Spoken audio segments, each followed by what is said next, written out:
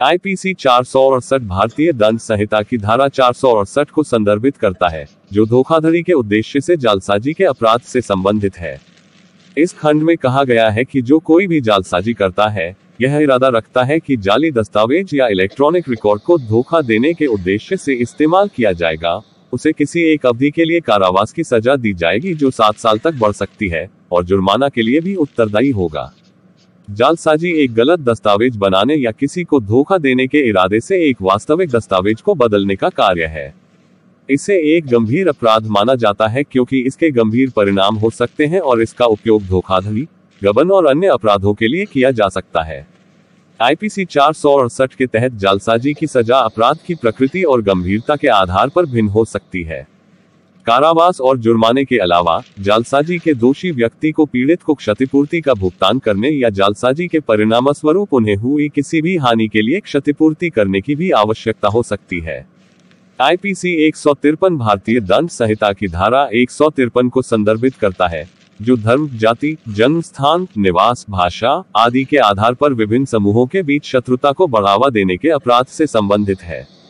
ये धारा इसे बढ़ावा देने के लिए एक आपराधिक अपराध बनाती है या विभिन्न समूहों के बीच उनके धर्म, जाति, जन्म स्थान, निवास, भाषा आदि के आधार पर शत्रुता, घृणा या दुर्भावना की भावनाओं को बढ़ावा देने का प्रयास।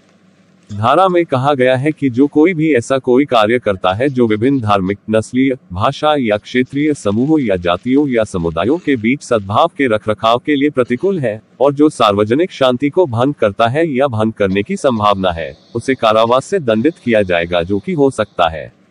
3 साल तक बढ़ाया जा सकता है या जुर्माना या दोनों के साथ। इस खंड का उद्देश्य सांप्रदायिक सद्भाव को बढ़ावा देना और सांप्रदायिक हिंसा और नफरत को फैलने से रोकना है। इस धारा के तहत अपराध को गंभीर माना जाता है और इसके गंभीर परिणाम हो सकते हैं क्योंकि इससे सामाजिक अशांति, हिंसा और निर्दोष लोगों को नुकसान हो सकता है। आईपीसी 153 ए भारतीय दंड संहिता की धारा 153 ए को संदर्भित करता है, जो धर्म, जाति, जन्म स्थान, निवास, भाषा आदि के आधार पर विभिन्न समूहों के बीच दुश्मनी को बढ़ावा देने के अपराध से संबंधित है। ये धारा 153 के समान है, लेकिन यह अधिक विशिष्ट है और धर्म, नस्ल, भाषा, जाति या समुदाय के आधार पर विभिन्न समूहों के बीच दुश्मनी को बढ़ावा देने से संबंधित है।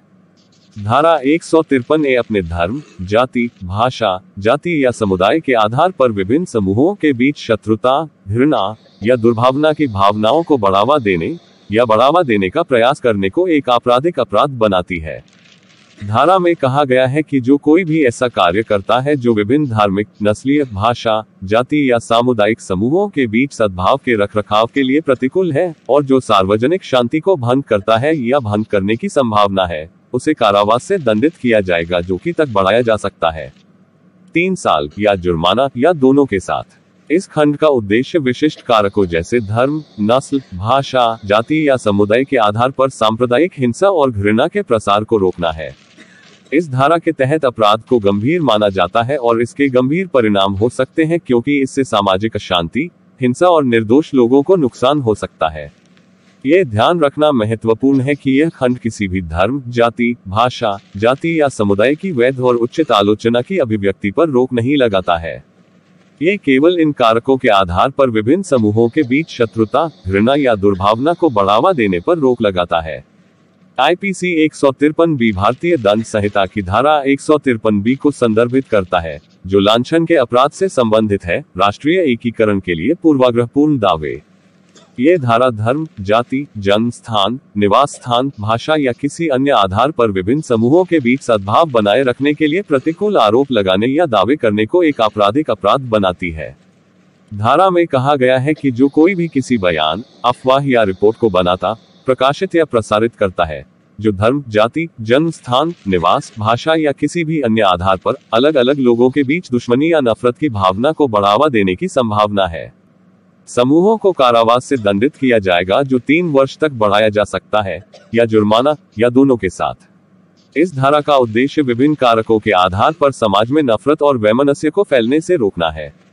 इस धारा के तहत अपराध को गंभीर माना जाता है और इसके गंभीर परिणाम हो सकते हैं क्योंकि इससे सामाजिक अशांति, हिंसा और निर्दोष लोगों को नुकसान हो सकता है। ये ध्यान रखना महत्वपूर्ण है कि यह खंड किसी भी धर्म, जाति, जन्म स्थान, निवास, भाषा या किसी अन्य आधार की वैध और उचित आलोचना की अभिव्यक्ति पर रोक नहीं लगाता है। ये केवल उन लांछनों या दावों के निर्माण पर रोक लगाता है जो इन कारकों के आधार पर विभिन्न समूहों के बीच शत्रुता या घृणा की भावनाओं को बढ़ावा देने की संभावना रखते हैं। IPC 505(1)B भारतीय दंड संहिता की धारा 505(1)B को संदर्भित करता है, जो ऐसे बयान देने के अपराध से संबंधित है जो जनता के लिए भय या अलार्म पैदा करने की संभावना है, या सार्वजनिक शांति भंग करने के लिए। ये धारा जनता या जनता के किसी भी वर्ग के लिए डर या अलार्म पैदा करने के इरादे से बयान देने के लिए एक आपराधिक अपराध बनाती है, जिससे किसी भी व्यक्ति को राज्य के खिलाफ अपराध करने के लिए प्रेरित किया जा सकता है, या सार्वजनिक शांति के खिलाफ।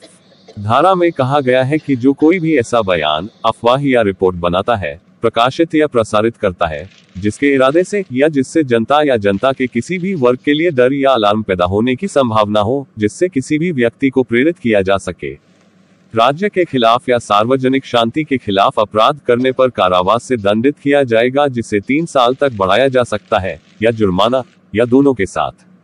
इस खंड का उद्देश्य उन झूठी अफवाहों या गलत सूचनाओं के प्रसार को रोकना है जो घबराहट, अशांति या सार्वजनिक अव्यवस्था का कारण बन सकती है। इस धारा के तहत अपराध को गंभीर माना जाता है और इसके गंभीर परिणाम हो सकते हैं, क्योंकि इससे सामाजिक अशांति, हिंसा और निर्दोष लोगों को नुकसान हो सकता है। ये ध्यान रखना महत्वपूर्ण है कि यह खंड सरकार या सार्वजनिक अधिकारियों की वैध और उचित आलोचना की अभिव्यक्ति पर रोक नहीं लगाता है।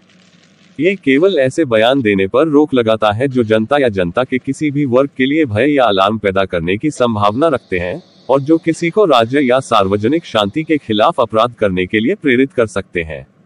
IPC 505(1)C भारतीय दंड संहिता की एक धारा को संदर्भित करता है, जो विभिन्न धार्मिक, नस्लीय, भाषाई या क्षेत्रीय समूहों के बीच शत्रुता, घृणा या दुर्भावना पैदा करने या बढ़ावा देने वाले बयान देने के अपराध से संबंधित है। जातियां। इस धारा के अनुसार जो कोई भी किसी वर्ग या समुदाय के लोगों को किसी अन्य वर्ग या समुदाय के खिलाफ कोई अपराध करने के लिए उकसाने के इरादे से कोई बयान, अफवाह या रिपोर्ट बनाता, प्रकाशित या प्रसारित करता है, उसे कारावास की सजा दी जा सकती है, जिसकी अवधि बढ़ाई जा सकती है 3 साल तक, या जुर्माना, या दोनों के साथ। सरल शब्दों में, ये धारा जानबूझकर झूठी सूचना या अफवाहें फैलाने को एक आपराधिक अपराध बनाती है, जिससे उनके धर्म, जाति, भाषा, क्षेत्र या जाति के आधार पर लोगों के विभिन्न समूहों के बीच हिंसा या घृणा हो सकती है। IPC 471 एक झूठे दस्तावेज को वास्तविक के रूप में उपयोग करने के अपराध को संदर्भित करता है। इसमें कहा गया है कि जो कोई भी धोखाधड़ी या बेईमानी से किसी भी दस्तावेज को वास्तविक के रूप में उपयोग करता है, जिसे वह जानता है या उसके पास विश्वास करने का कारण है कि वह झूठा है, उसे कारावास की सजा दी जाएगी, जिसे 7 साल तक बढ़ाया जा सकता है, या जुर्माना, या दोनों के साथ। सरल शब्दों में, ये खंड किसी दस्तावेज को वास्तविक के रूप में उपयोग करने को एक आपराधिक अपराध बनाता है जब कोई जानता है या यह मानने का कारण है कि दस्तावेज नकली या जाली है। इसमें फर्जी पहचान दस्तावेजों, झूठे प्रमाण पत्रों या किसी अन्य प्रकार के दस्तावेज का उपयोग करना शामिल हो सकता है जो प्रामाणिक नहीं है या किसी तरह से बदल दिया गया है। इस अपराध के लिए 7 साल तक की कैद या जुर्माना, या दोनों हो सकता है। IPC 120(B आपराधिक साजिश के अपराध को संदर्भित करता है। इस खंड में कहा गया है कि जो कोई भी 6 महीने से अधिक की अवधि के कारावास के साथ दंडनीय अपराध करने के लिए आपराधिक साजिश का एक पक्ष है, उसे 6 महीने तक के कारावास या जुर्माना, या दोनों के साथ दंडित किया जाएगा। सरल शब्दों में, ये धारा 2 या 2 से अधिक लोगों के लिए 6 महीने से अधिक के कारावास से दंडनीय अपराध करने के लिए एक साथ योजना बनाने या साजिश रचने को एक आपराधिक अपराध बनाती है। इस अपराध के लिए 6 महीने तक की कैद, जुर्माना, या दोनों हो सकता है। ये ध्यान रखना महत्वपूर्ण है कि इस धारा के तहत आरोपित होने के लिए 2 या 2 से अधिक लोगों के बीच एक आपराधिक कृत्य करने के लिए एक समझौता या समझ होनी चाहिए, भले ही वास्तविक अपराध नहीं किया गया हो। आपराधिक षड्यंत्र का अपराध एक गंभीर अपराध माना जाता है क्योंकि यह अन्य अपराधों को अंजाम दे सकता है और सार्वजनिक सुरक्षा और सुरक्षा के लिए खतरा पैदा कर सकता है। सूचना प्रौद्योगिकी अधिनियम की धारा 67 भारतीय कंप्यूटर नेटवर्क उपयोगकर्ताओं पर लागू होती है। इस धारा के तहत कोई भी व्यक्ति जानबूझकर किसी भी सामग्री को इलेक्ट्रॉनिक रूप में प्रसारित या प्रकाशित नहीं कर सकता है जो इंटरनेट या किसी अन्य संचार उपकरण के माध्यम से किसी अन्य व्यक्ति के लिए गलत, अश्लील, यौन रूप से स्पष्ट, अत्यधिक अपमानजनक या विवादास्पद अभिव्यक्ति है। यदि कोई व्यक्ति इस धारा के उल्लंघन का दोषी पाया जाता है तो उसे 2 वर्ष से अधिक की कारावास की सजा हो सकती है और धनराशि भी उससे वसूली जा सकती है। इसके अलावा अधिकारी अभियुक्ति दर्ज करने के लिए अधिकार रखते हैं। इस धारा का उपयोग अक्सर वेबसाइटों पर अश्लील या अशोभनीय सामग्री को विशेष रूप से बचाने के लिए किया जाता है। ये वीडियो आपको कैसा लगा? कृपया अपने विचार कमेंट सेक्शन में साझा करें और हमारे चैनल को सब्सक्राइब करने और इसे लाइक करने पर विचार करें, जिससे हमें नए वीडियो बनाने की प्रेरणा मिलती है।